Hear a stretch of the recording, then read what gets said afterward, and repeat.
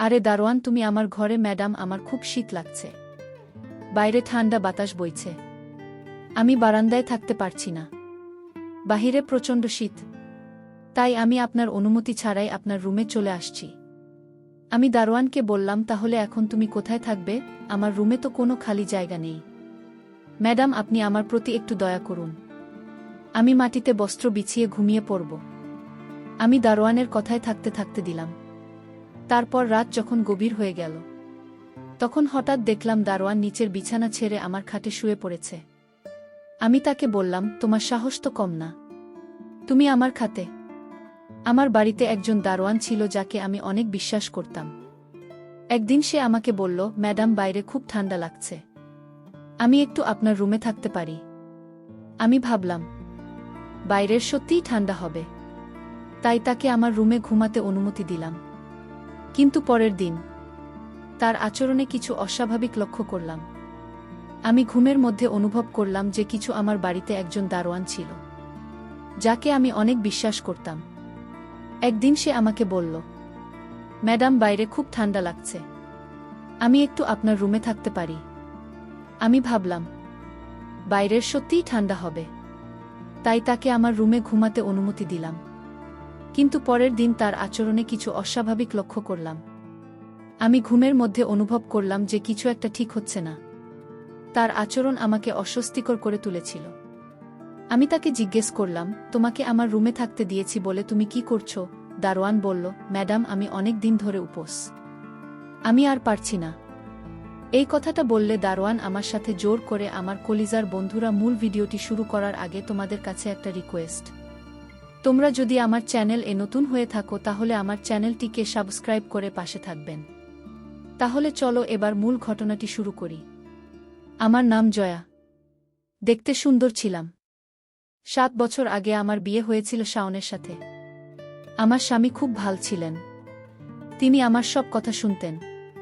একবার আমার স্বামী আমাদের বাড়িতে একজন ছেলেকে নিয়ে এলেন। তিনি বললেন, এই ছেলে অসহায়, তার কোনো আত্মীয় স্বজন নেই, সে আমাদের বাড়িতে কম বেতনে কাজ করতে রাজি, শুধু খাওয়া এবং থাকার জায়গা দিলেই হবে। আমার স্বামী খুবই কৃপণ ছিলেন, সবসময় বিনামূল্যে চিন্তা করতেন। ছেলে দেখতে খুবই শান্ত ও নিরীহ ছিল। আমি স্বামীকে জিজ্ঞাসা করলাম, এই ছেলে তোমার কাছে কোথা থেকে এল? তিনি বললেন, আমার বন্ধুর বাড়িতে কিছু মাস কাজ করেছে, কিন্তু এখন সে বিদেশে চলে যাচ্ছে, তাই এই ছেলেটিকে আমাকে দিয়েছে। তুমি তাকে কিছু টাকা আর খাবার দেবে, আর সে তোমার জন্য সব কাজ করবে। আমি বললাম, আমাদের বাড়িতে 2টি ঘরে আছে, একটিতে আমি কাপড় সেলাই করি, আর অন্যটি আমাদের শোয়ার ঘর। তাহলেই ছেলে কোথায় থাকবে? আমার প্রশ্ন নেই। স্বামী বললেন, তুমি চিন্তা করো না, আঙ্গিনা একটি 4 পায়ে বিছিয়ে দেবে, সে সেখানেই শুয়ে থাকবে। আমি রাজি হয়ে গেলাম। ছেলে ছিল খুব শান্ত। সকালে আমি তাকে রান্নাঘরের কাজে লাগিয়ে দিলাম। সে আমার সমস্ত কাজ চুপচাপ করে দিত, এবং আমি নিজের পুরো বাড়ি পরিষ্কার করতাম। আমি তাকে নাচতে দিয়ে দিলাম। সে চুপচাপ খেয়ে নিল। আমি বললাম, তুমি কথা বলো না কেন? সে বলল, ম্যাডাম, আমি আপনার সাথে কথা বলবো। আমি বললাম, তোমার বাড়ির কেউ নেই? সে বলল, আমি জানি না। যখন আমি চোখ খুললাম তখন নিজেকে না তার সঙ্গে দেখলাম। যখন আমি 10 বছর বয়সী ছিলাম তখন একটি মহিলা আমাকে অনাথ আশ্রম থেকে নিয়ে এলেন। বললেন, তার ঘরের সন্তান নেই এবং তাকে একটি শিশুর প্রয়োজন। তিনি বললেন, আমি তাকে ভালো স্কুলে ভর্তি করান, ভালো শিক্ষা দেব। কিন্তু 10 বছর বয়সে তিনি আমাকে ঘরের কাজে লাগিয়ে দিলেন, ছোট ছোট কাজ, বাসন ধোয়া, অতিথিদের সামনে ভাষণ দেওয়া। এইভাবে জীবন কাটাতে থাকলাম। যখন সেই মহিলা মারা গেলেন তখন তার স্বামী আমাকে বাড়ি থেকে বের করে দিলেন। তারপর আমি অন্য জায়গায় কাজ শুরু করলাম, যখন কেউ আমাকে 2 বেলা রুটি এবং থাকার জায়গা দিয়েছিল। খুব দুঃখজনক ছিল তার জীবন। আমি তার মাথায় হাত বুলিয়ে বললাম, তুমি চিন্তা করো না, আমি তোমাকে কিছু টাকা দেব। আসলে আমার স্বামীরও তেমন বেশি ছিল না। সে বলল, ম্যাডাম, আমাকে 2 বেলা রুটি এবং থাকার জায়গা দিচ্ছেন, এটাই আমার জন্য যথেষ্ট। আমি তার জন্য অনেক সহানুভূতি অনুভব করতে শুরু করলাম, কিন্তু আমি জানতাম না যে সহানুভূতি আমাকে কত দুঃখ দিতে পারে। আমার স্বামী অন্য শহরে একটি কোম্পানিতে কাজ করতেন। তার কোম্পানির মালিক মাঝে মাঝে আমার স্বামীকে অন্য শহরে অর্ডার দিতে পাঠাতেন। আমার স্বামী কয়েকদিন পর ফিরে আসতেন। ওই দিনগুলোতে আমি একা থাকতাম। আমার বিয়ের 7 বছর হয়ে গেছে, কিন্তু এখনও আমাদের কোনো সন্তান হয়নি। আমি ভাবলাম, যদি আমি কোনো অনাথ শিশুর সাথে ভালো ব্যবহার করি তাহলে হয়তো ঈশ্বর আমাকে সন্তান দেবেন। সম্ভবত আমি এটা ভুলই করেছিলাম।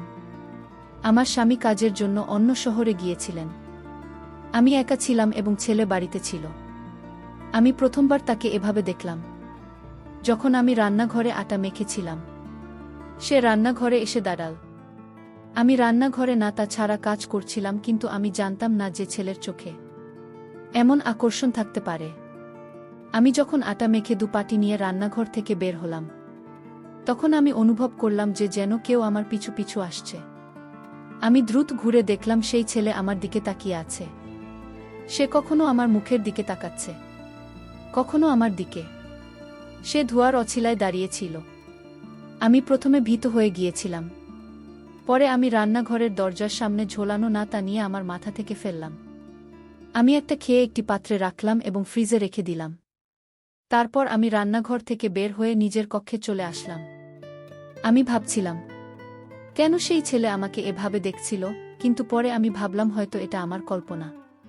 কিন্তু এই বয়সের ছেলে এমন করতে পারে না। তাই আমি বিষয়টিকে গুরুত্ব দিলাম না।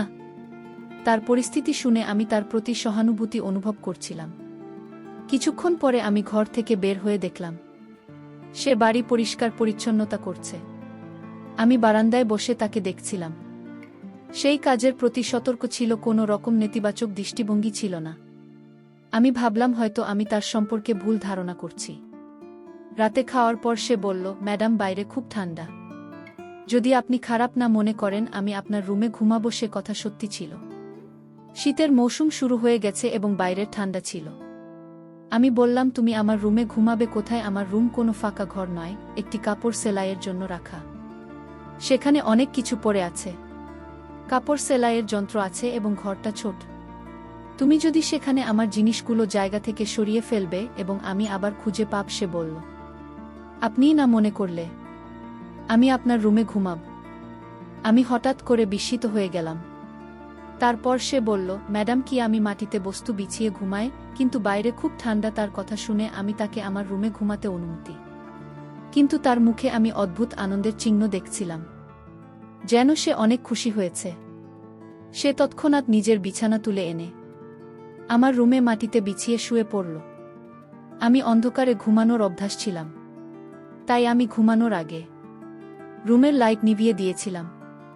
তারপর আমি আস্তে আস্তে গভীর ঘুমে চলে গেলাম এবং কখন আমি গভীর ঘুমে চলে গিয়েছি তা জানতেই পারলাম না। সকাল হলে আমি যখন ঘুম থেকে উঠলাম, আমার মাথা খুব ভারী লাগছে। হয়তো আমি বেশি সময় ঘুমিয়ে ফেলেছিলাম। আমি ঘড়ি দেখলাম 10টা গেছে। যদিও আমি সাধারণত 9টার আগে উঠে যেতাম, কিন্তু আজ আমার মনে হচ্ছে ছিলাম অনেক দেরিতে উঠেছি। আমি এখনো বিছানা থেকে উঠিনি। তখন আমি শুনলাম ওয়াশরুম থেকে পানি পড়ার শব্দ আসছে। আমি বিছানা থেকে নেমে দেখি ছেলেটি উঠে গেছে এবং আমার ওয়াশরুমে ঢুকে পড়েছে। তার সাহস দেখে আমি অবাক হয়ে গেলাম যে সে আমার অনুমতি ছাড়া আমার ওয়াশরুম ব্যবহার করছে। আমি ভাবলাম সে যখন বাইরে আসবে আমি তাকে বলব যে ভবিষ্যতে সে আমার রুমের ওয়াশরুম ব্যবহার না করে। যখন সে ওয়াশরুম থেকে বের হলো, আমি দেখলাম সে গোসল করে বের হয়েছে। তার মুখে এক ধরনের অদ্ভুত হাসি ছিল। আমি অনুভব করলাম আমার চুল এলোমেলো হয়ে আছে, যদিও আমি ঘুমানোর সময় আমার চুল ঠিক করে বেঁধে রেখেছিলাম। আমি তৎক্ষণাৎ আমার চুলের বন্ধন সেরে নিলাম। এরপর আমি রান্নাঘর থেকে বের হয়ে এসে দেখলাম সে বাড়ির কাজ করছে। তার মুখে কিছু অদ্ভুত আনন্দ ছিল। আমি কৌতূহলী হয়ে ভাবলাম কেন তার মুখে এমন হাসি? হয়তো আমি তার প্রতি ভুল বুঝেছি। সন্ধ্যায় আমি হালকা খাবার তৈরি করে রেখেছিলাম। আমি গরম খাবার নিয়ে এসে দেখলাম সে মেঝেতে বসে আছে এবং অপেক্ষা করছে। আমি খাবার তার সামনে রেখে দিলাম এবং সে ধীরে ধীরে খেতে লাগল। তার চোখের কোণায় আমি আবারও সেই অদ্ভুত দৃষ্টি দেখলাম। আমি বুঝতে পারছিলাম কিছু একটা অস্বাভাবিক হচ্ছে, কিন্তু ঠিক কি ঘটছে তা বুঝতে পারছিলাম না। রাতে আমি বিছানায় শুয়ে চিন্তা করতে থাকলাম। আমার মনে হচ্ছিল তার প্রতি আমার অতিরিক্ত সহানুভূতি তার আচরণের কারণ হতে পারে। আমি ঠিক করতে পারছিলাম না কিভাবে এই পরিস্থিতির মোকাবিলা করব। কিছু সময় পর আমি ঘুমানোর প্রস্তুতি নিলাম এবং আলো নিভিয়ে দিলাম। রাতের অন্ধকারে আমি হঠাৎ অনুভব করলাম ঠিক কিছু একটা ভুল হচ্ছে। আমি চোখ মেলে তাকালাম এবং দেখলাম ছেলেটি ঘরের মধ্যে হেঁটে বেড়াচ্ছে। আমি অস্বস্তি বোধ করলাম এবং ধীরে ধীরে উঠে বসে পড়লাম। আমার মনে হচ্ছিল কিছু একটা ঠিক হচ্ছে না। আমি তাকে প্রশ্ন করলাম, তুমি এখানে কি করছো? সে আমার দিকে তাকিয়ে বলল, ম্যাডাম, আমি জানি না।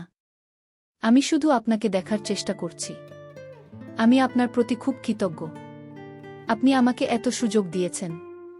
আমি তার কথা শুনে কিছুটা অবাক হলাম। তার বক্তব্য শুনে মনে হচ্ছিল সে আসলে তার নিজের ভিতরের অনুভূতি কথা প্রকাশ করতে পারছি না। আমি তাকে শান্ত করার চেষ্টা করে বললাম, তুমি যদি কোনো সমস্যা অনুভব করো তাহলে আমাকে জানাও, আমি তোমাকে সাহায্য করতে চাই। কিন্তু সে মাথা নিচু করে বলল, না ম্যাডাম, আমি কোনো সমস্যা নেই।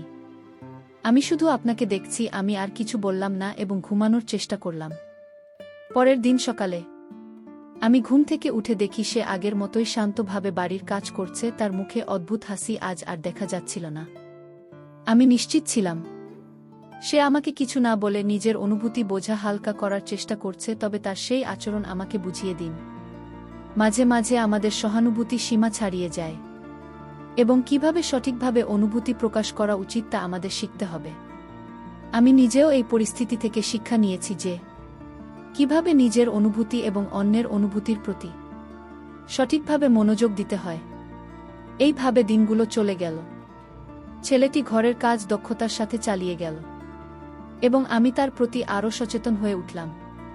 আমি শিখলাম কখনো কখনো আমাদের সহানুভূতি সীমানা চিহ্নিত করা দরকার, যাতে পরিস্থিতি আরও জটিল না হয়।